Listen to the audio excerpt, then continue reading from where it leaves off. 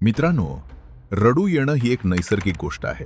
पण महाराष्ट्रात एक असं गाव आहे जिथे संध्याकाळनंतर रडण्यावर चक्क बंदी आहे. हो, तुम्ही बरोबर ऐकलत. पण ही विचित्र परंपरा असलेलं गाव कुठे आहे? जाणून घेण्यासाठी ही व्हिडिओ शेवटपर्यंत नक्की बघा. कोकणातील सिंधुदुर्ग जिल्ह्यात वसलेलं हे श्रावण गाव. या गावाची परंपरा जितकी जुनी आहे तितकीच थक्क करणारी आहे. या गावची ग्रामदेवता हिंसेचा तिरस्कार करते. त्यामुळे हे संपूर्ण गाव 100% शाकाहारी आहे.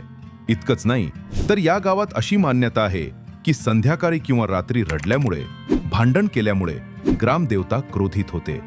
जर कोणाच्या घरातून रडण्याचा आवाज आला तर त्यांना ग्रामपंचायतीसमोर स्पष्टीकरण द्यावं लागतं आणि पश्चात्ताप करावा लागतो.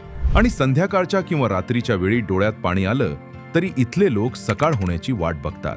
या गावाचं नाव श्रावणगाव पडण्यामागेही एक पौराणिक संदर्भ मानला जातो की राजा दशरथाच्या बाणाने जिथे श्रवण कुमाराचा अंत झाला तो तलाव याच गावात आहे. हे तलाव पावसाळ्यात कधीच भरून वाहत नाही, पण उन्हाळ्यात मात्र याचं पाणी आपोआप बाहेर पडून शेतात पसरतं. इतकंच नाही तर या तलावाच्या पाण्यात भात शिजवला तर तो रक्तासारखा लाल होतो, अशी ही लोकांची श्रद्धा आहे. विज्ञानाच्या युगात या गोष्टींवर विश्वास ठेवणं कठीण असलं तरी श्रवणगावचे लोक आजही ही परंपरा मोठ्या भक्तीने पाळतात. त्यांना विश्वास आहे की यामुळेच त्यांच्या गावावर कधीच कोणतं संकट येत नाही. तुम्हाला या परंपरेबद्दल काय वाटतं?